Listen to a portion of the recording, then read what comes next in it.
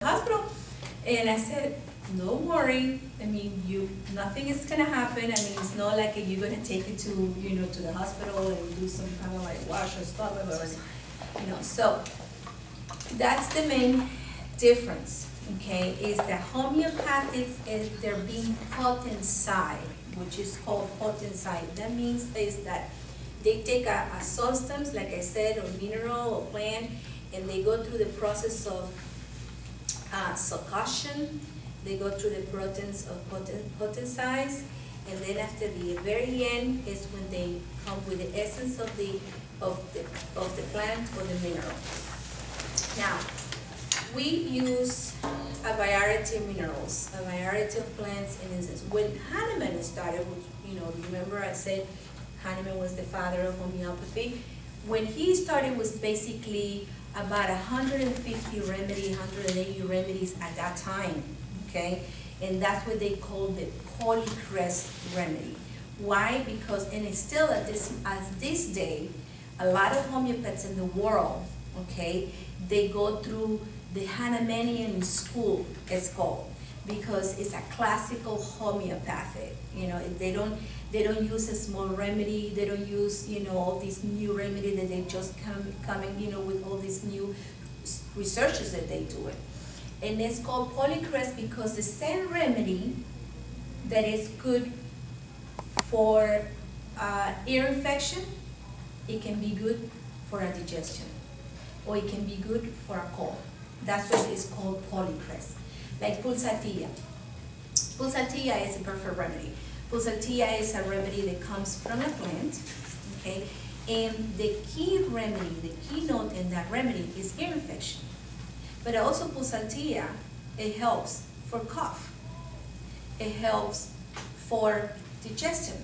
It helps for rash. But you have to know other symptoms in order to get to that remedy, okay?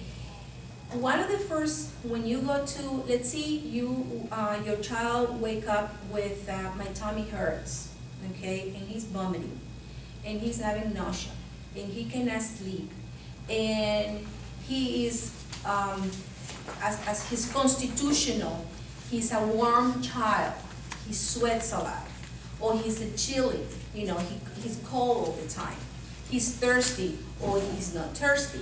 So those are the questions when you're going over the counter. Normally in Tuni, the Tuni has the booklet right next to the remedies. I think so, right? Mm-hmm. Yeah. So normally, what I always recommend, okay, is you go, you check your child's symptoms, okay, and also see what other symptoms that he has besides the nausea or the vomiting. Maybe he has a fever, maybe he doesn't have a fever. And you take all the symptoms, and then normally, they have the booklets right there, and then you take those symptoms and you check, okay, nausea or vomiting, and then they will give you like 4 or 5 different remedies. And then between those 4 or 5 different remedies, you're gonna choose the one that is the more similar to the condition of your child, okay? Minerals, we use a variety of mineral from Calcarea carbonica, ferrum phosphoricum, mercurio. I mean, there is a variety of minerals. And plants we use from flowers, from fruits, from nuts, and from animals we use insects like a fly. Like a Spanish fly, there's one remedy which is very well known. I don't know, maybe you know, Lori, it's Cantaris, which is especially for women, they suffer from a burning sensation in your genitals, kind of like a cystitis. That's the #1 remedy. And it comes from a fly, from the insect, okay?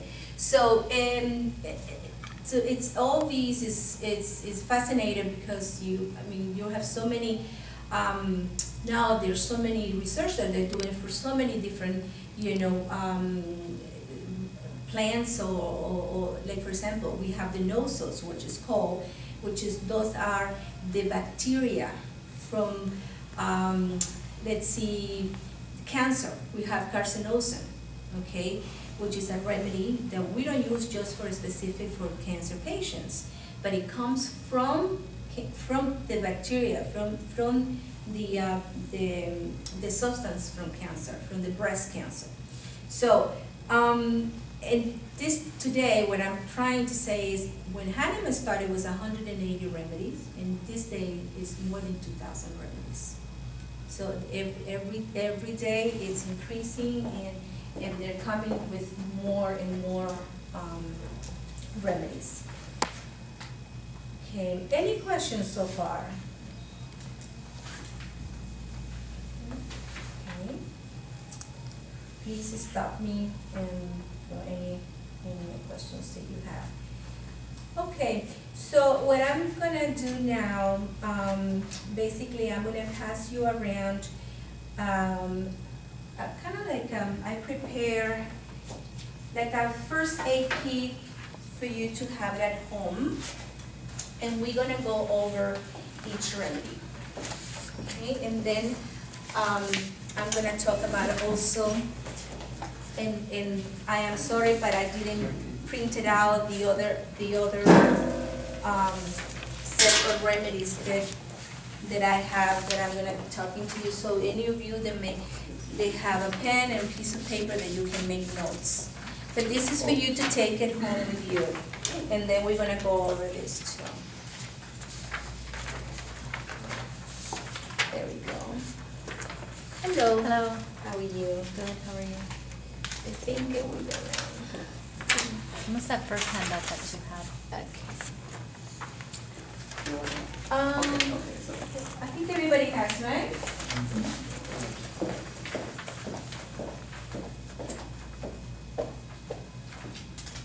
Okay. So, these are the other remedies that I did not be able, I was not able to print it out for you, but since this is more related with for children, this is the remedies that I would like to recommend. And if even if some of you don't have children and have friends that they have, please make a note and you can recommend those remedies. Okay, we have burns, baby burns, and what's it normally what happens after? You know, they have a rash, right? Diaper rash, right? So one of the main remedies that we recommend in homeopathy is calendula. It's C-A-L-E-N-D-U-L-A, calendula, which is also good for any type of inflammatory, anything with the skin.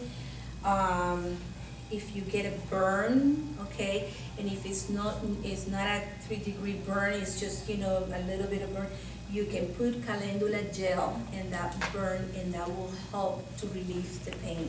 So for eczema as well?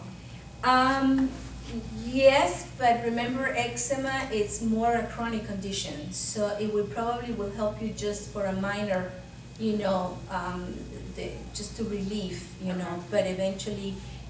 And that's topical? And it's topical, yes. There's two forms of calendula, it's cream and gel. There's people, of course, that they love the gel and they love the cream. I prefer the gel because it goes straight more into your system.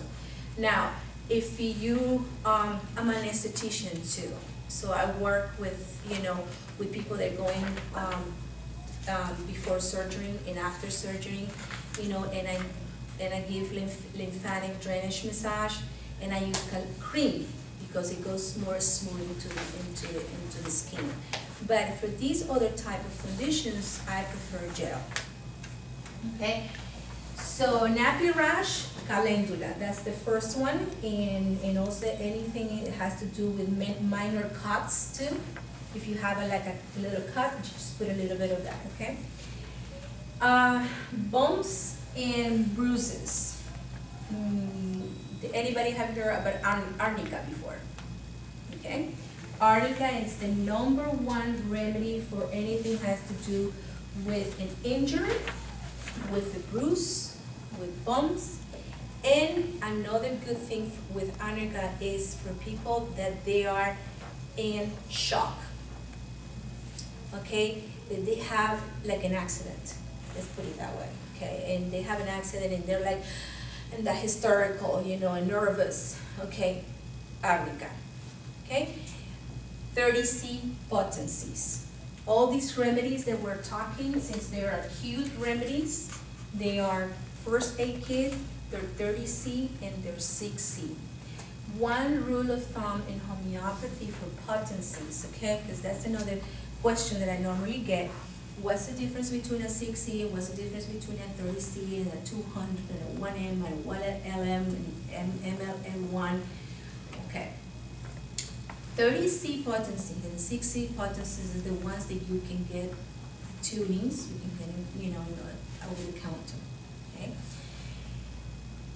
Okay, the difference, the main difference is if you have a pain and you have, or let's put it this perfect example, you have a gas and it's like, oh my God, you know, you cannot, and okay, you can take a 6C potency every half an hour. Okay? 6 or 60? 6C. 6. Now, 36C, you can do it like 2 or 3 times during the day. Okay? But 6C, the more severe the disease is or the pain is, the more you can take 6C. And 30C is, you know, like is pushing the whatever you have out and helping the system. So you can do that 2-3 times a day. Now, on 30C, Is it 30C? 30, One's 30 30C. and one's just 6. C, Mhm. correct. Now, I'm going to talk about that, but you know, number one is in fever is belladonna. Okay, so you have, it's like it would be the Tylenol kind of in homeopathy. Okay, so you have a child with a fever, then you use a 200C.